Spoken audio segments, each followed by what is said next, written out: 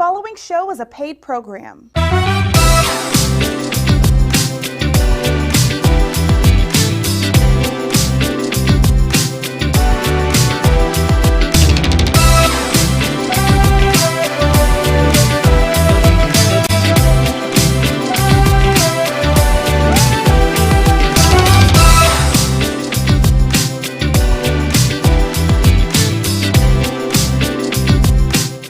Hey family, how you doing? And happy Thanksgiving week. I'm so excited about it. On Thursday is Thanksgiving. Wow, look at the time. Where did it go? We have celebrity Lavell Crawford, comedian Lavell Crawford. Hey, my friend.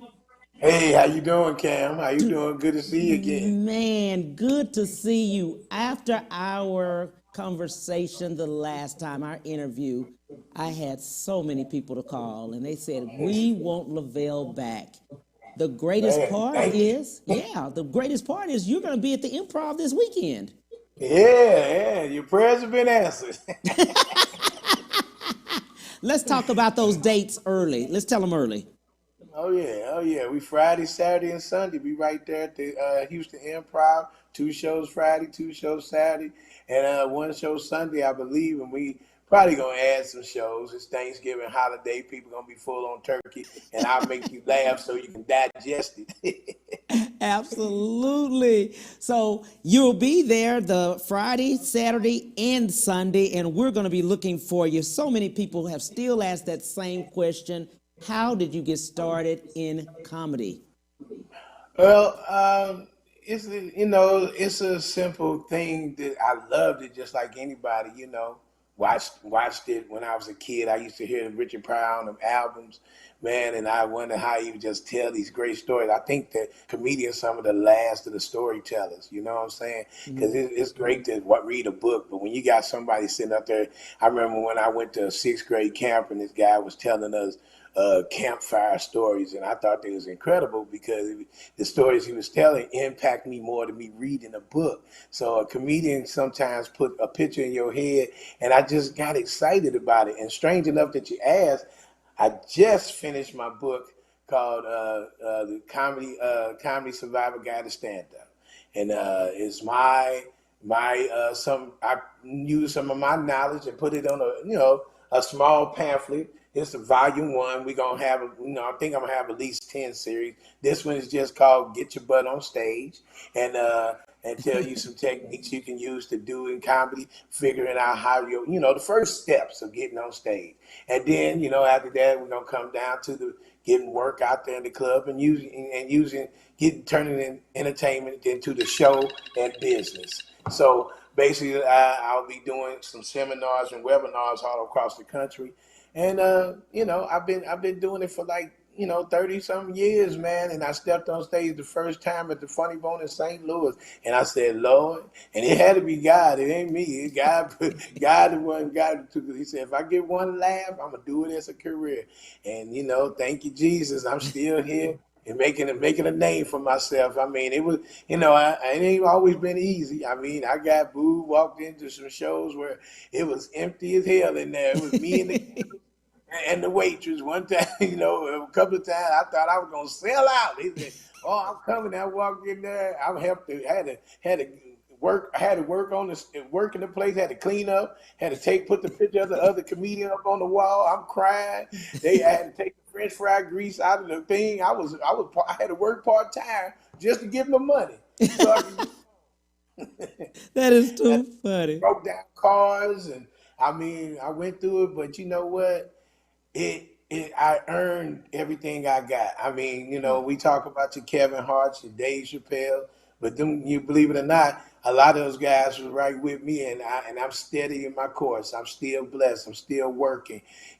Some people try to match your success to somebody else's success. My success is my success.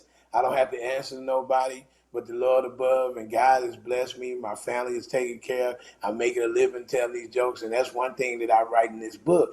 You can find ways of making a living at this because comedy is so universal.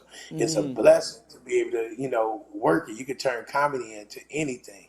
It can turn into from being on stage to producing to touring to being a writer to developing so many different things from voiceovers and everything. It opens so many doors for me.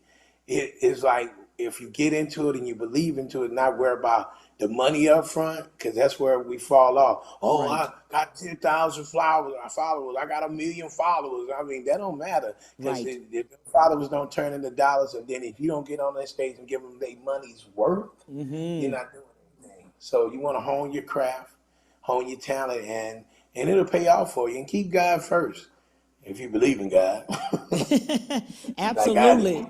I'm glad you mentioned that because there's a lot of Instagram comedians. So they have, made it on Instagram, but unfortunately when they get in front on stand up, they don't have enough material, you know?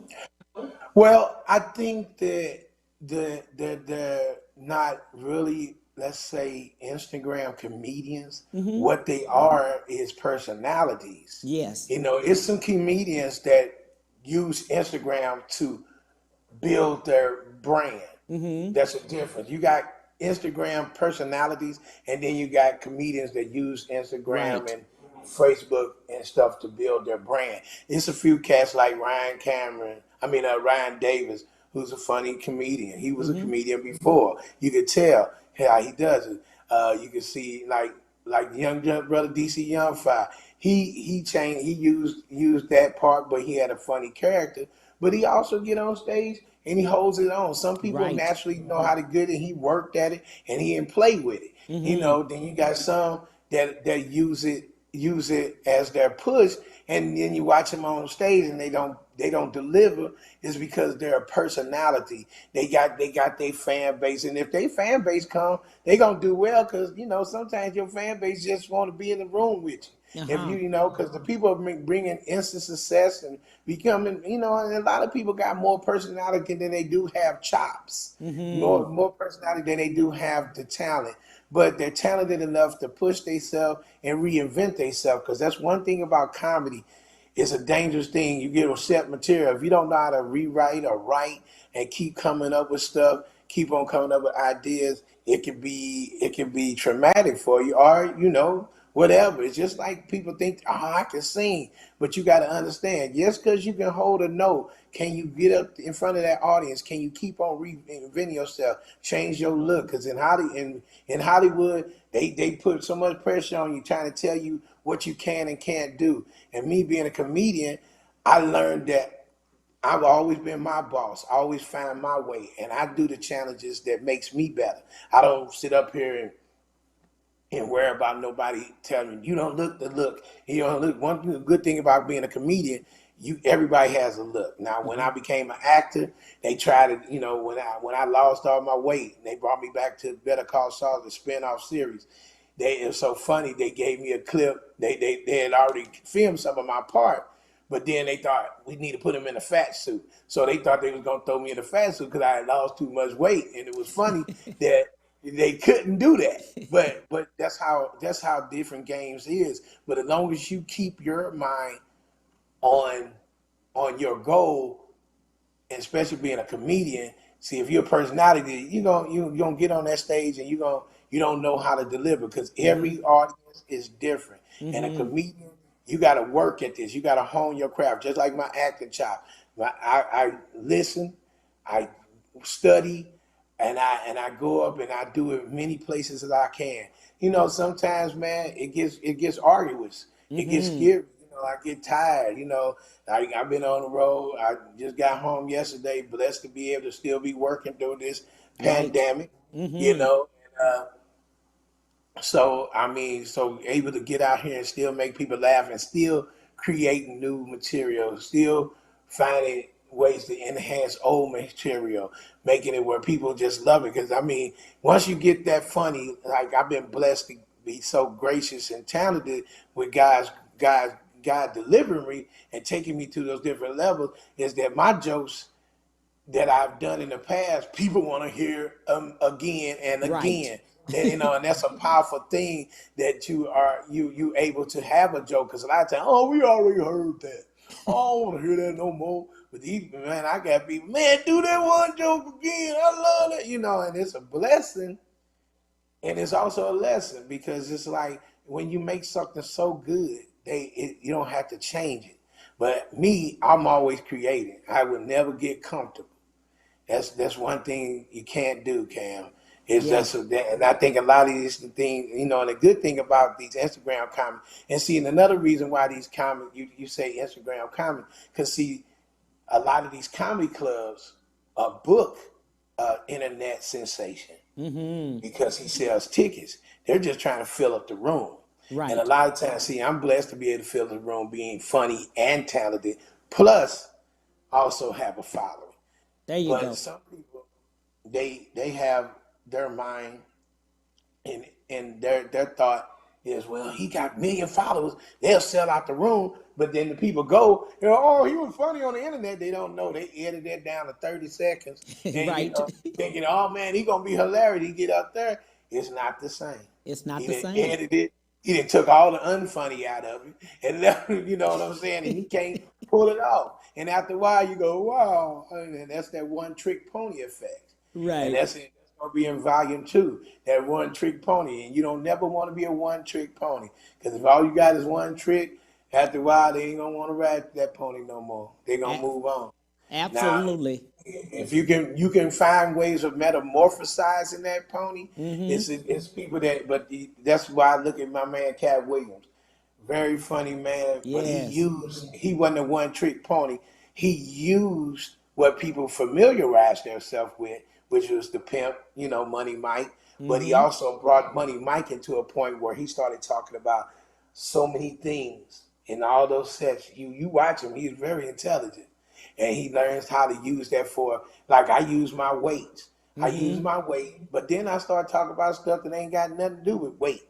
You know what I'm saying? And that's how, you know, but that's how we are. In my era, from 50-year-old and up, and even 40 up, that we know that, man, you got to go. You want some food on your plate, you got to go get it. You got to go get it. Like with 30 and down, is some of them, they even went through hard times. Right. But they think that, but these kids have been still spoiled. They still think it's an Instamatic or a high-speed internet world. Like, I did it, I'm funny, why I ain't making it? Well, you funny there. Can you be funny over here? Can you be funny over here? Can you be funny over there? Michael Jordan didn't just make a basket in Chicago. He had to make a basket in every part of the country. North Carolina, he had to make a basket all around the world. He had to win championships before somebody considered him Michael Jordan. So that's the thing about it. If you trying to get to a certain level, you want to be Kevin Hart, you would go hang out with Kevin Hart and see how tired your ass is. Let's do this. Let's see you in action. Let's look at this video real quick. Okay. I live in Houston now. I moved to Houston, man. Yeah, I know a little bit about it down here. I know one thing, got U-turns and some bullshit. I tell you, I swear to God, I ain't never, GPS can't even work down here. We your TV like, hold on. Go back around, dog. I think we missed it. Let me pull over. I ain't never heard a GPS say pull over. What kind of bullshit? And if you miss your turn, you gotta go all the way to Abilene, make a left at El Paso and come back around. And nobody know how to get nowhere around this son of a bitch. I get down the street, this street, down what street? I'm like, oh shit, you don't know your way around? Well, just go around the U-turn and come back around. See, I like this part of Texas because in Houston, they don't have the quick trip. Y'all, that quick trip off the chain. Y'all know about that quick trip? Some of y'all don't know nothing about it. It's a gas station, but it got a hot dog bar. Yeah. You can put everything in there on that hot dog bar. It's like they got peppers, onions, and you look at that hot dog, you know how long before they're ready. And it's always a hot dog chef. 6 more turns. All right, I'm counting to 1, 2.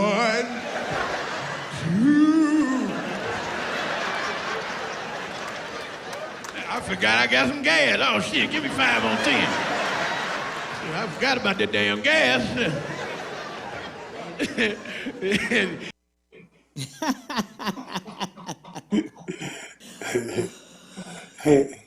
Quick Trip is off the chain, baby. That You is know, they slow something. down since the pandemic. They'll let you get they still they don't have all the trimmings like they did before because of everything. But I'm actually glad when they come out with a cure for this crap so we can get back to that bar.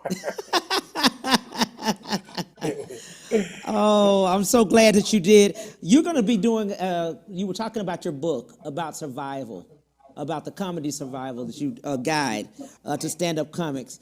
Many of the comics that are local really want to go mainstream. What advice would you give them? Well, I think that if mainstream is basically just going to all the clubs. And the thing about it is just get funny first. And if you're already working, you just don't pertain to one audience. And then sometimes you become mainstream when you make it funny. You don't have to change your if you my I never changed the way I talked. I never changed the way I act in front of somebody. I may have spoke with a little more diction so that somebody can get it, but I just stayed me. And I think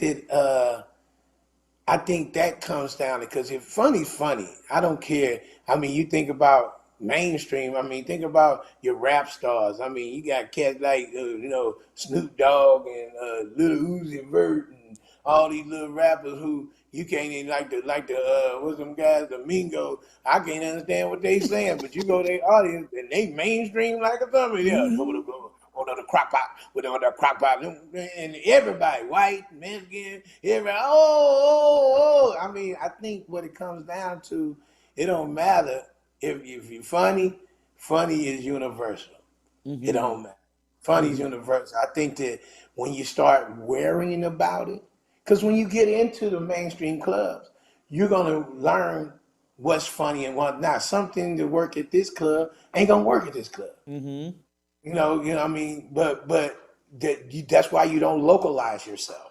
You always expand and share your world. Like what's not localized, you can't talk about. I talk about Houston because I just moved to Houston, and I talk about Houston because we were in Texas, and I always do relatable stuff when I'm in a city because I'm a very observational comic. But then I talk about things in my life. I think about my world and I share it with them. And a lot of times it's crazy. They almost like, man, I've been through that. I ain't even black. I've been through that. That ain't all black people go through. That ain't all fat people go through. Man, you things you going through, I went through. So that's where you work on that at. Is training yourself, go in front of every audience and try your jokes in front of your audience. And you may have to edit, cut. You may have to add. May have to talk a little slower, but funny's funny.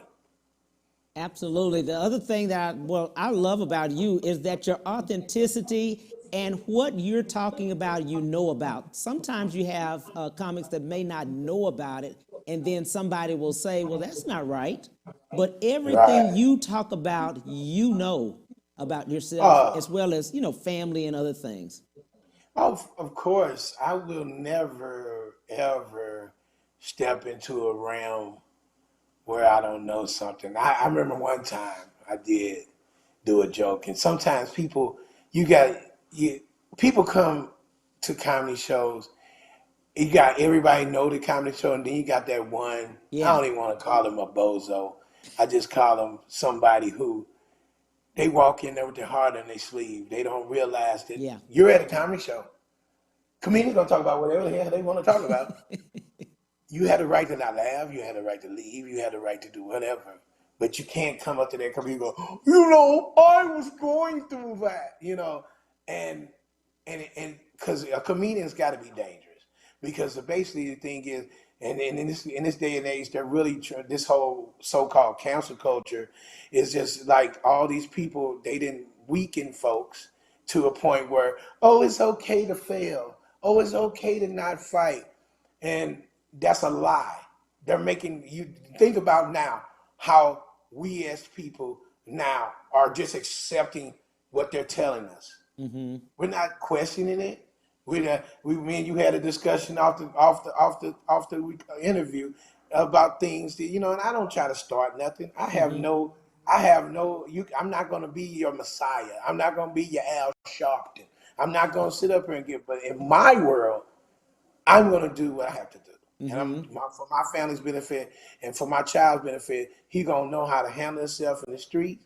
He going to know how to handle himself when he walks and talks with people. He's not going to be no pushover. He's not going to sit. He's going to be allowed to question things and then allowed to talk your way. And when I say I know something about it, I study something, my truths, because every reaction is different. Because they got over-the-counter medicine that they always have all these side effects. Right. Go blind, get crippled. You might get shot by a sniper. You wake up in a sewer, but it will cure the bump on your face. You know, like, right. I mean, like, but we are. Oh, I'll take it. You know, so you see all these side effects. They tell you up front, you still don't care because you want this taken care of. Right. But when I come back to the thing was, I had a young lady and I was joking, you know, and this was when I was younger, and I said, they talking about, yeah, you better be careful out there, man, you can catch that HIV, you know, like that. And I said, man, you know when somebody's sick, you can tell. They coughing, they walk around, they looking sick as hell, you know, like that. And I was just joking about that. And I know that some people don't have to be sick to be, you know, have it. You look at Magic Johnson. Magic Johnson got the best HIV I ever seen in my life. He a billionaire. I don't know what kind of HIV he got, but doggone it, I want to catch that one. You understand? But on the other side of it, I said that, and this young lady came up to me after the show and said, you know, I thought you were hilarious, but when you were talking about that, do I look like I have it? And she came to grilled me and tried to make me feel bad. And I was like, lady, I didn't know you were in the audience. Right. I didn't know you were here. And I wasn't being an ass. I was just joking about something that I was thinking about. I wasn't trying to put you in a position to make you feel uncomfortable. If that's the case, it was a million guys up there talking about how they do women bad, and you didn't. Did you talk to them about how they talking out women? Had you say anything to them? You didn't judge them. Ain't no fat person came up to me and said, you know, I don't be breathing hard. I don't snore when I sleep. I don't eat like that. I mean, the thing about now is like even Dave Chappelle said when he had to watch what he say, people coming up, and I heard Kevin Hart, this new special, anything you say, oh man, he joke about man having one arm, he said, oh, I'm gonna get cancer coach. This is the thing about, man, after a while, bro, you know, you just have to go for what you know and let it flow. And if they gonna get mad, you tell them to their face, look, man, I didn't even know you was here. If you worried about it, go get it fixed or leave me the hell alone. Because I always give like a disclaimer on stuff I say, and then I go and I say, and if you up here mad about it, your ass ain't that damn mad because you at my show and your friends sitting right next to you laughing too. So be mad at them too. Be mad at everybody in the audience. I just said it. They laughing. If they weren't laughing, I couldn't even get it going. So the thing about it is they trying to kill humor. They trying to. I mean, everything that we going through, you can joke about Donald Trump. You don't think he got feelings? You joke about, you joke about every president. I mean, this guy out here really believed that he was doing a good job. I don't know if he was or not. I mean, we can sit up and blame one man, but he voted. He almost won this time. So if he was that bad, how did he almost win? That didn't make no sense to me. Oh, because the rednecks vote. I said, is it more rednecks than black vote? Is it more? I don't know. I don't understand. Is this America? If he was this bad, and that's what I say about what you believe. I don't listen to the news all the time. I question things. I study and I learn from it, because you can't go out here and just be on a bandwagon just because everybody wants you to be. I love all of my people. And I understand, but we always on feelings. We always on, oh, he a racist. Is that the only way you vote? What about us getting to the point where we can, get our own property? What about the time where we can get some loans without judging on what we look like? Well, how can we sell a house if they find out a black person in there? I don't want all them collard green smells in my house. It's things that we have to battle with every day.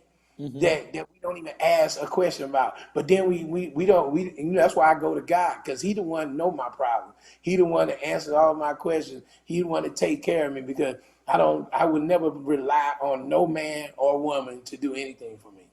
Sounds good. It's the bare facts. Okay, so let's do this. We're going to take a break, and we'll be right back with comedian Lavell Crawford. We'll be right back to the Cam Hill Show after these messages.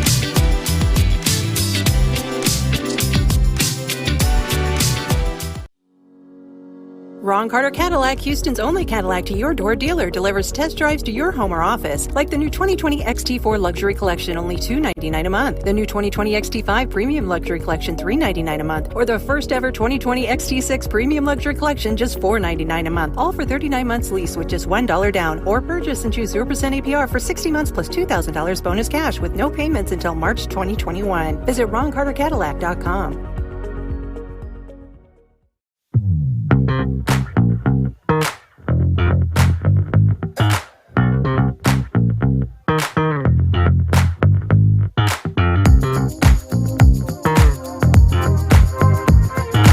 I'm attorney Willie Powles. Allow me to express myself with you. If you've been hurt or injured in a car or truck accident, give me a call and we'll get it fixed today.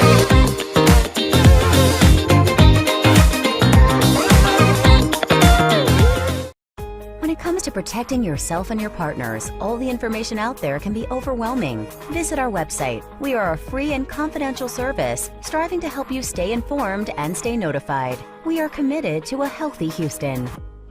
Have you been injured in an 18-wheeler accident, truck accident, car accident? Was someone texting and ran into the back of you, not paying attention? It doesn't matter what it is. Give me a call, attorney Willie Powles. We'll fix it today. The number is 281-881-2457. Again, that number is 281-881-2457. We'll fix it today. Call attorney Willie Powles.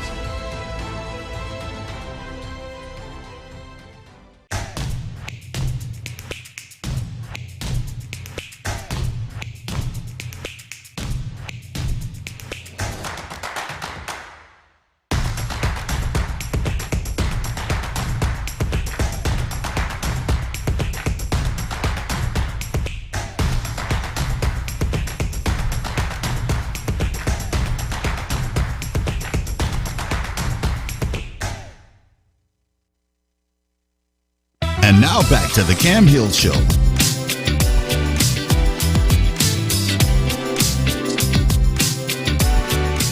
Hey, thank you guys for coming back. The comedian Lavell Crawford, we are talking to him. Lavell, we've got some people that want to do shout outs to you. So Mary, look like Mary Russell Hankins, Deborah Simpson, Courtney Fisher, Ornetta Murray. Hey, Councilwoman, Skylar Ford. Man, a lot of them. Tanya Beard, Cynthia Allen, Crystal Edwards, Courtney Fisher, and the names go on and on. They love you, my friend. Well, I tell them I said thank you and say what's up. Which are some guys on there. One I got my wife like, oh, them women on there. I ain't got that. Anthony Thurston. Thank you, Anthony. Nolan Davis. We got some guys in here. We got some guys. Deshaun, we got some guys. Shout out to your first lady, Deshaun. Shout out to her. Yes. Yes. No, shout out to her. Shout out to her. She's so sweet. She is one of the best in doing putting this together. She always, every time, she's always a pivotal part of this. Yeah, she helps out. You know, you gotta have your what they say, your yoke, your rib. That's right. You know? That's right. You're a true queen. Deshaun is a true queen, for you, my friend. The queen of this empire. She hang out. I'm just thankful for letting me have some internet time today. That is too funny. What else did you have in your guide? You had a lot of things that you were putting in the guide for people to stand up. Just, given the formalities, just a drop of history about me, but mostly just, giving comics. Because on Instagram, I got, so many just like getting it, find places to get on stage. Right. And I already think comedy clubs, they got talent shows, they got, poets. They doing poetry around. You got live music. They got a band that need to take a break. A comedian can come up there. So I give so many little things, little droplets that you can use to get yourself on stage. I mean, because the best thing is just getting work where you can, and it's not money. A lot of times it's just getting that money. It's just getting up there and see if you can pull it, man. And it's just amazing feeling once start getting your funny. It's almost like flying like Superman. When Superman didn't just come out, start flying. If you read the comic book, he learned how to fly. And when he was flying, it was just an amazing feeling, man. Just flying around, he had this skill to be able to make people laugh on call because, people don't think it's a skill, but it is a skill because I mean, a lot of people don't come. They've been waiting in line. It rained outside. They had a fight in the car. They look and say how much these tickets was. They drink ain't came. People bring all their problems. Right. And I think it's great saying the guy said that people are like dump trucks. They try to dump all their problems on whoever they can. And I mean, that's what I say about, the president and whoever. They try to blame them for your problem. And sometimes you have to fix it yourself. That's one thing I love about YouTube is so many smart people on there that give you little techniques. That's how I learned how to tie a bow tie, fix a garbage disposal, how to, that's how I do a lot of things on there. Right. Work on the car, and I knew how to work on car, but like put a carburetor in or a distributor cap. Sometimes you forget, but it's beautiful how people are on there teaching you how to do things. Right. Mm-hmm. Right. The other thing that I love about you is that you help people in understanding the business of comedy. Yes, you have the art part of comedy, but there's a business. You can't always shake hands and think you're going to get paid. Oh, well, pretty much. And the thing about it, trying to get paid. Yeah. Okay, because you don't want to put a price on your talent. You want to get to the point where you can tell them whatever you want. That's the level you want to get to where people say, how much how much for a show? I mean, and then they come, I got, some back in the day, I got $150, I got $500. All right, I'll take it. But now, people come with those prices. I'll be like, bro, you can't afford me. Why you even wasting me and your time? I'm not desperate. God done put me in a position of always enough. You know what I'm saying? I never want to be in a position where I'm walking around here and, I guess I'll do it. You stretch yourself thin and then you get your money. Because I done seen it's always better to ask for more money. And this for comics that are established. That's not for comics that, getting out of it. But you always ask for more if they, before they can give you less. And at least you ain't mad when you get your less. You ask for what you wanted, and y'all came to a common ground. Because I'd be mad. I'm sitting up there and agreed to this little money, and he don't even have the little money. You know what I'm saying? But it ain't always about money. It's a reward of getting your skills down to the point where, that you be invaluable. You know what I'm saying? Where they can't. I always love to see people when they use their genius, and it becomes so to a point where people just want to, man, I don't care, dude, whatever it costs. And I done had a lot of people say that, and I done told them, and I always love those ones that got the money and don't flinch. Well, it cost this. Okay, I got it. I'll be like, praise God. And then I'll be like, man, I should have asked for more, but it's a beautiful thing to get to that point. I've been in it 30-something years, 35. And it's been a wonderful road. Business is a formality that comes with it. And you're out here, you got to think of yourself as a corporation.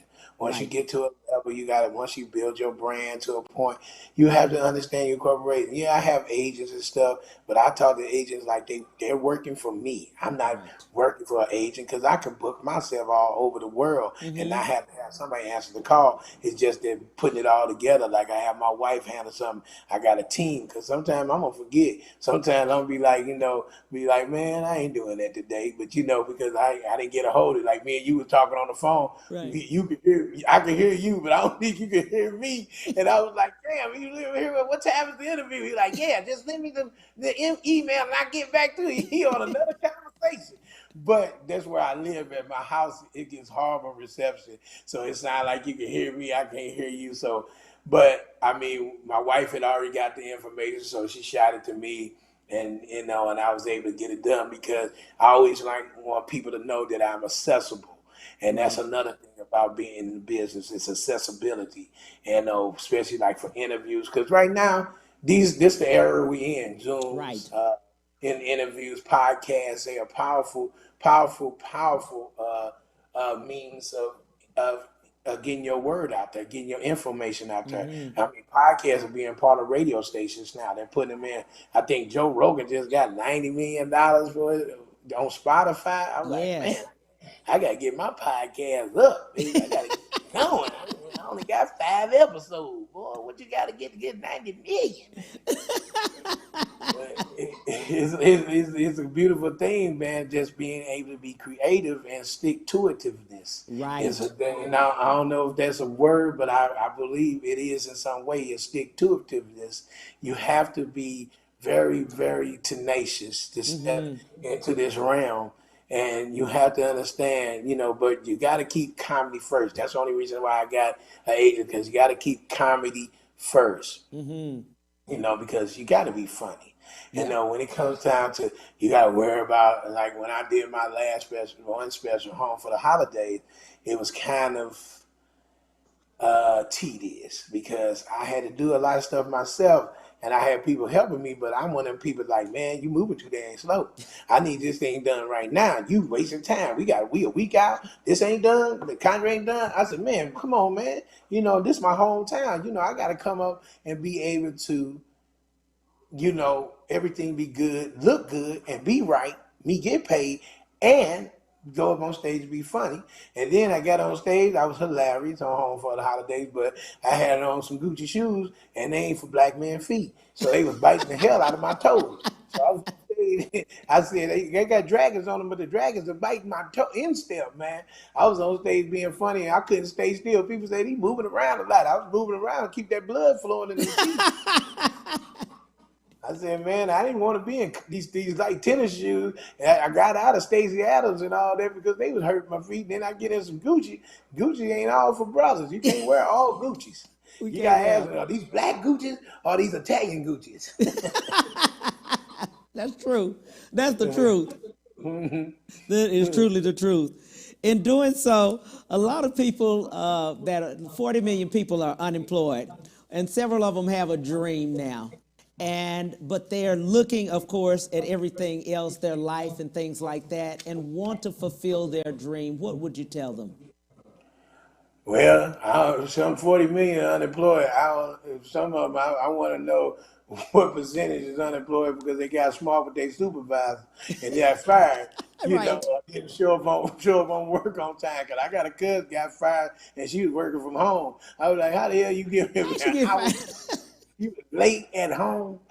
You ain't have to leave the house. But that's the first aspect of anything in 40 million. I can't tell 40 million people what to do, but if you out of work, I think there's jobs out there, but the thing about it is it's called work ethic. I think work ethic is the main part of anything. And if you got dreams, you can't have dreams. You gotta wake up from that dream, get you a prayer book, get you a vision board, and go after your dreams. You Right. can't. I want one of these days. one of these days. I hear people all the time. I say, what day you gonna pick? You get one of these Right. days. Which day? Which day you want? Tuesday? You want Wednesday? What day you want? Because we come to these excuses Yeah. all the time. It's like tomorrow ain't granted, And the thing about me is I'm so tired from always going forward. Because like I said, I wrote a children's book. My children's book will be done Thanksgiving, and hopefully we get it set up with a publishing company. My son doing all the illustrations. It's called Fish with My Big Daddy. Every dream that I ever thought about doing, I checked old emails, and this guy came up with the same idea that I want to do, where bringing fishing and comedy together. So I got a guy that I'm talking to. I don't know what context he got, but he has a great idea that if he got his motion, I know I have my motion, is to bring, like, and I call it take it to the bank, and, a comedian out here fishing, and I love fishing. I just went peacock bass fishing down in Miami, Florida, took my son and my wife. We was all on the boat, had a beautiful time. Yeah. They had a little time, but we was out there 7 hours. They was ready to go, though. After that, they were turning into the Gilligan's Island. They had 3 hours. Daddy can fish all day. I don't care. I wake up and throw the line back out. That's how much I fish. But those things that if you got dreams, your dreams, you got to make them realities. And you can't tell everybody your doggone dream. You can't even tell your aspirations. You can't tell them nothing. You just got to go for it. Now, if your dream is bigger than your wallet, then you got to figure out, you got to start investigating how you can get your startup money, or you investigate how someone else done it, or like I got family members. I got a sister, prime example. She is when I tell you she's probably a prime baker, like Cake Boss. Cake Boss. You can go to Blueberry Bakery online, blueberrybakery.com, and look at some of her stuff. This girl she's a respiratory therapist. But she when things got funny and she lost her job I told her, why don't you open up your own business? And everybody tell her that, but she don't want to do it. Right. So I mean, if you that talented and you still don't want to do it, then I'd be like, why are you doing it? Because you do it. In her case, are beautiful. The design, she can do anything, but they also taste good. That's the difference. Some people can make these designs, they taste good. Oh, all right. I mean, you made a pitcher of milk out of a cake, but I need a pitcher of milk to eat the cake, So but her cakes be moist and delicious. She make cupcakes. She's like a black Martha Stewart, and she knows how she does crafts and everything. And I was just like, man, why are you wasting this talent, put it online? And I've said maybe she got to strike when her iron is hot. Because me, if I had that talent, man, I have me on my own show on the Food Channel right now, because that's how I am. But I take every gift I have and I go for it. I do not waste time. Absolutely. Time is not only like you, Cam Hill. You've been on the air, what you said, a year now, year and a half? Yeah. You followed your dream, though. What was you doing before this, Cam? Absolutely. Real estate. I was doing real estate, but we're going to take a break. They keep telling me that. Let's take a break real quick, Lavell, and I want you to hold that thought because we want to hear that. We'll be right back with Lavell Crawford. We'll be right back to the Cam Hill Show after these messages.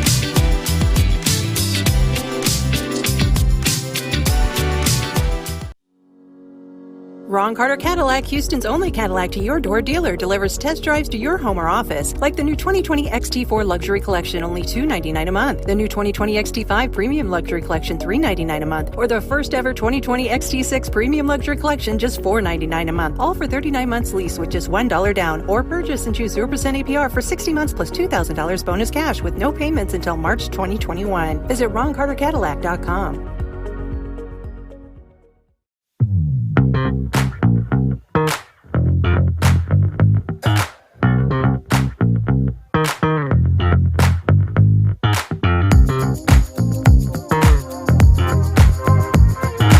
I'm attorney Willie Powles. Allow me to express myself with you.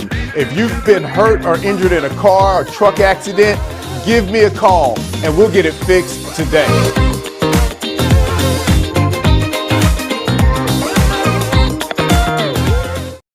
When it comes to protecting yourself and your partners, all the information out there can be overwhelming. Visit our website. We are a free and confidential service striving to help you stay informed and stay notified. We are committed to a healthy Houston.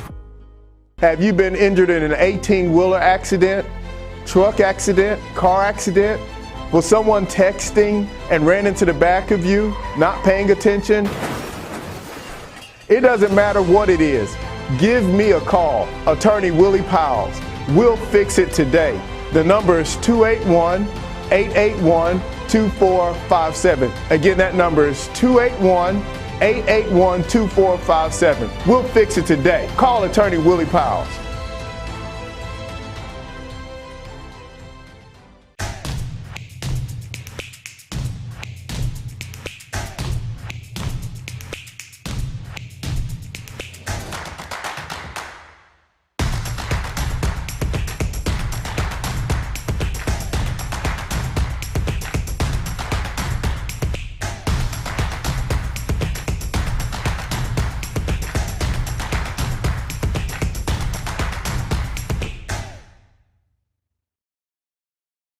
And now back to the Cam Hill Show.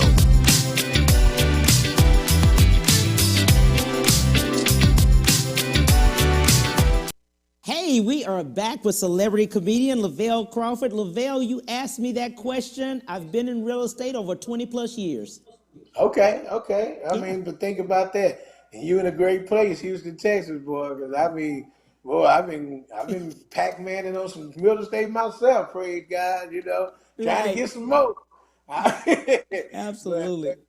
But that's the thing about it, though. You went in and followed your dream, and then look where real estate then launched you into your show here, where you bringing on fabulous talent like myself. Absolutely. I'm so happy. I'm telling you, when you said you do it again, I was just screaming and running around the house, to be honest. I was like, my boy, he gonna do it.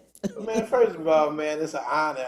And I'm gonna be honest. I had no worthy of your show at one time. I didn't know nothing about it, but I mean, it's no slight. I mean, because it's a lot of things happening in this world. I don't have no idea about it, but I know they're doing well.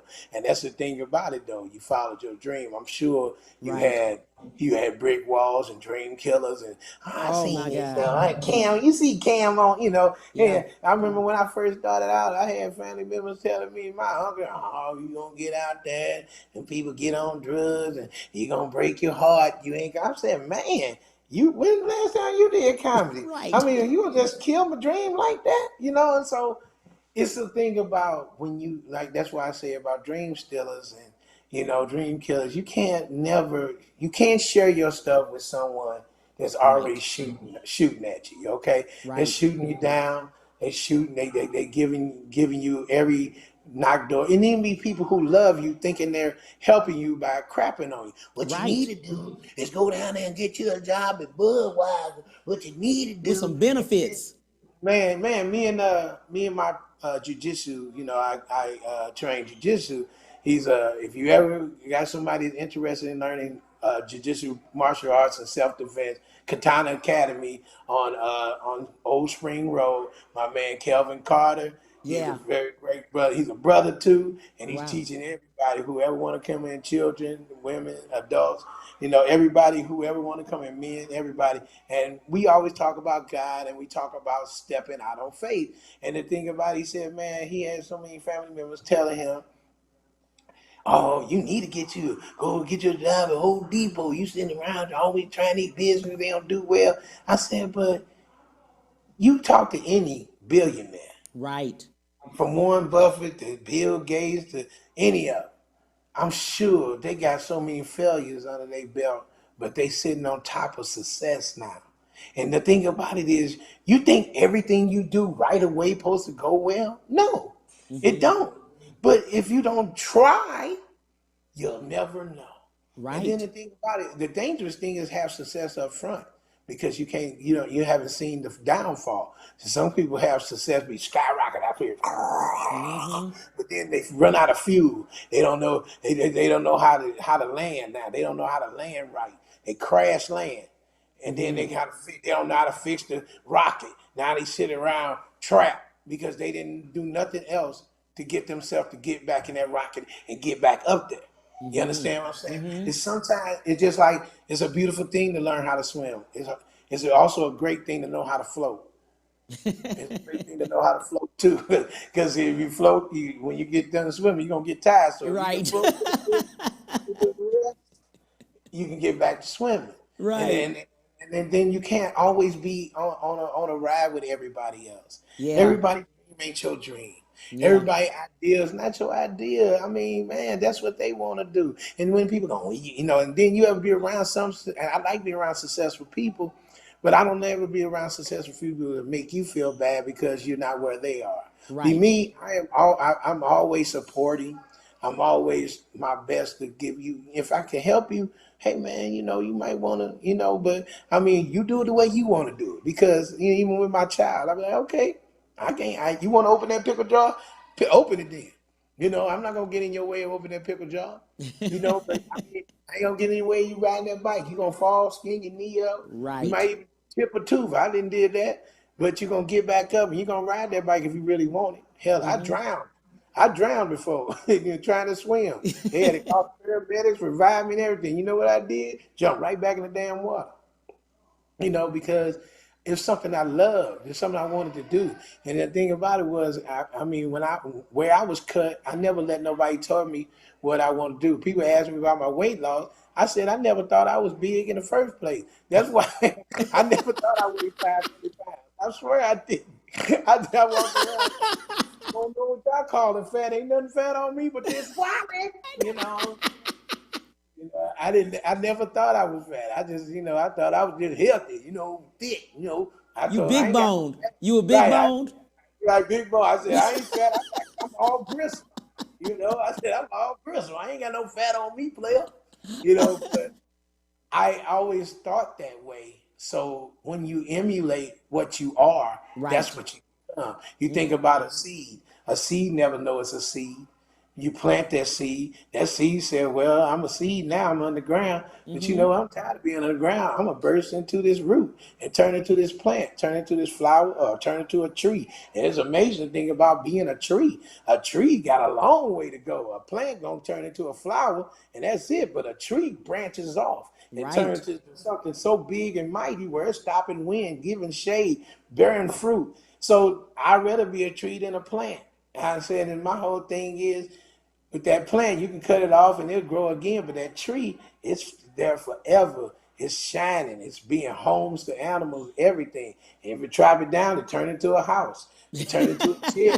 You know what I'm saying? That tree is amazing, but you have to get to that level of understanding how you can be an asset to you. And people gonna always shoot you down, but like them dream people, it's just like you becoming a real estate agent and you going out there selling houses. You don't know nothing about houses. You got your real estate agent, like what you said, a Section 8. Black folks are dog y'all every day. They be joking that Cam done showed me this old raggedy house. He ain't got no doors or windows on it. I was like, dang, brother. I mean, you went in the house with me, but it's the thing about like the 40 million people, whoever they are, these statistics out there, because I know there's jobs out there because I see people doing all kinds of stuff. It depends on what you want to do. Right. I mean, it just depends on what you want to do. And sometimes your hustle just got to be your hustle. Sometimes you got to put your ego in your pocket. Yes. It's just like with the comedy game. Because for where I cut, my money got cut in half because they cut the audience in half, but I was still out here working. Right. And I still was out here making an impact, and I was adding shows, and the money was maintaining enough where I was still blessed to take care of my family because God will provide. But what the powerful thing about it is when things open back up, Lavell Crawford still turning it up. Now we want to see Lavell Crawford in arenas. We want to see Lavell Crawford doing his thing. We want to go see Lavell Crawford. See, I still build my brand the old way. Cat Williams, once again, one of my favorite comics, one of my favorite friends. Cat Williams said something so powerful to me back in the day.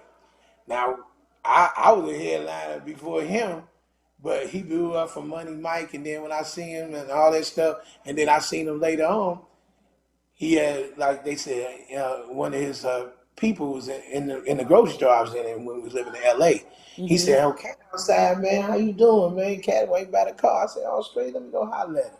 So because the lady at the caterer said, he always said he's very nice. So, and see, that's what I take about the news. They always talk, he's a monster, blah, blah, blah. And this lady just said, he's a sweet guy. So I go out and I seen him in the car. I said, "Hey, brother, how you doing?" He said, "Hey, man." And he hugged me, we shook hands, and we always had respect for each other. And he told me something. This was like, I'd say about 9 years ago. 9 years ago, my son was a little baby. And he said, "You made it, and you got famous off of stand up and stand up alone. A lot of comedians can't do that. People know your name off of being funny." Mm-hmm. And I thought that was just one of the biggest compliments in the world, that I was a comedian and I made it as a comedian. Right. Because, and I made it in the world everywhere as a comedian, comedian / actor, but I'm a comedian first of all. Right. And that's where everybody knows me for being funny and my jokes. And that was my goal, because it's the thing about being funny, and then you get in movies and then you known as this guy, funny and guy in a movie. Like my man Mike Epps. I love him to death. But Mike Epps, he got famous off of Next Friday. Right. Okay. He got famous off Next Friday. And strange enough, we was here in Houston, Texas. We was at Just Joking. Alice Abbott, big shout out to Alice Abbott, she's still around. We was at Just Joking. We had did the night. I headline. He was hosting. He was living in town. He called me up. We in a hotel, same hotel, but we on the phone talking for 8 hours.